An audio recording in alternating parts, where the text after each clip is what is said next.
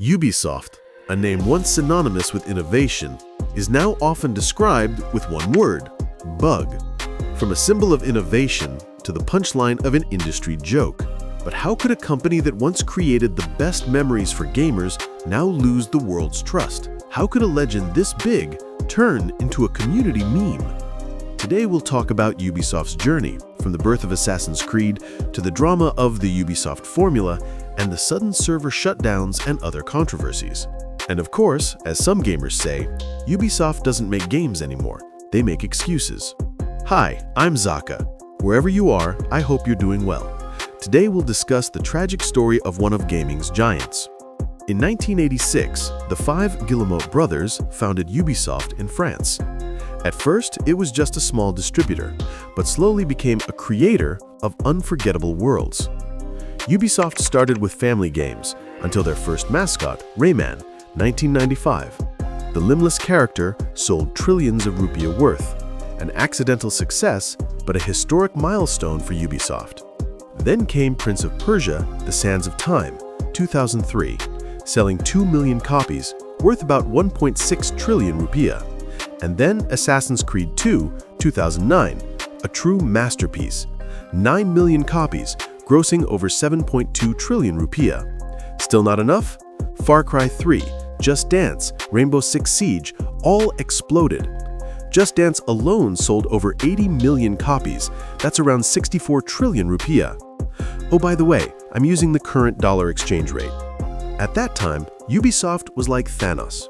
They had every genre. And scarier, almost all of them succeeded. Then they reached the edge of a cliff. Disappointed fans, greed, scandals, and a lost moral compass.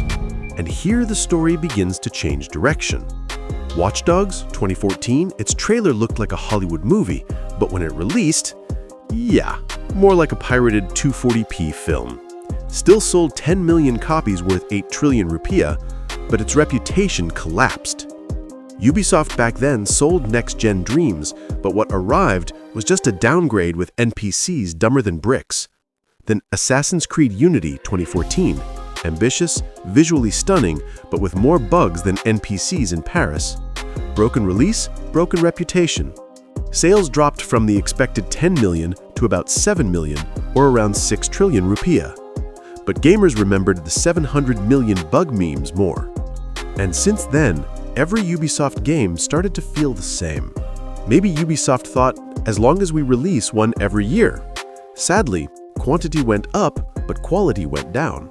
And worse, they started to believe they were always right. After reaching the peak, Ubisoft became more focused not on creating living worlds, but on building social image. Assassin's Creed Valhalla was a huge success, 20 million copies, around 16 trillion rupiah. But many said, gameplay's getting longer, story's getting duller. Fans said, this game is more tiring than a night shift. And here the stench of misdirection began. Ubisoft seemed busier being moral heroes than game developers. Far Cry 6? It talked politics revolution, but forgot to revolutionize its gameplay. Every year they promised a back to roots, but all we got was an empty open world with maps full of icons and repetitive missions. Open world copy-paste with tower climbing. Or simply put, the Ubisoft formula. Frustrated fans even made satire. Big map? Check. Microtransactions? Check. A supposedly fresh and progressive character? Check. Messy story but pretty visuals? Check. Congratulations, you've just played this year's Ubisoft game. Sometimes, arrogance is more dangerous than failure. Ubisoft said the next Assassin's Creed would return to its roots.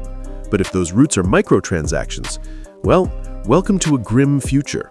They're not making new games, just Excel templates. Change the map name, recolor the enemies. Ubisoft is like a professional photocopier. The only difference is they're not copying documents, but their old ideas. In the early 2010s, Ubisoft started microtransactions, or in polite terms, they started getting greedy. Helix credits, paid XP boosts even in single player, even DLCs that were just cosmetic. So Ubisoft earned a new nickname, from innovation to invoice. What is a microtransaction? It's the Helix tax, or pay to play faster. simply a paid digital content system within a game beyond its base price. With this, gamers believe Ubisoft no longer sells games, but sells reasons to pay more to skip the boredom they designed themselves. And this continued into controversies, layoffs, and betrayal at the top. This greed even reached internal levels. In 2020, Ubisoft was hit by a serious scandal. Reports exposed a toxic work culture, sexual harassment, and discrimination in upper management. The scandal revealed the moral fragility behind beautiful games. The microtransaction chaos and bugs weren't enough. Ubisoft's greed also created extra burden on RPCs, Ubisoft Connect, formerly known as Uplay. To fans, it was Ubisoft's way of channeling microtransactions. Fans called it a double-layered digital prison. What is Ubisoft Connect? It's DRM on top of DRM. Imagine you've already bought a game on Steam, but to play it, you must open Steam, then Uplay, log in again, wait for a 10-megabyte patch, then finally start the game. That's not an extra launcher, that's a digital tax form. Ubisoft Connect is proof that the company values control and money over smooth player experience. And amid all that, they tried NFTs, the Quartz Project, a concept of digital ownership. Unfortunately, gamers preferred ownership of the uninstall button. Eventually, debt piled up, stock value plummeted 80%. Ubisoft then cut human resources. Mass layoffs across studios. A tragic irony, a company that shifted from innovation to invoice obsession ended up firing the very people who created that innovation. Then, The Crew 2 was sold for just $1 because The Crew 1 was shut down unilaterally. Ubisoft, we care about players. Also, Ubisoft shut down the servers. Imagine you buy an expensive sports car, then the next day, Ubisoft locks your garage. Yes, that's how the Crew players felt when their servers were closed. Ubisoft successfully invented a new concept, a limitless digital rental that ends without warning. The Crew Motorfest 2023, good reviews, but weak sales. Because gamers are traumatized. Every Ubisoft racing game is quickly abandoned, quickly shut down. Skull and Bones 2024, a 10-year project, a $200 million budget. But the result? Only 700,000 players in the first 2 months. And that's smaller than Valhalla's DLC. But behind all those sins, Ubisoft sometimes creates beautiful failures.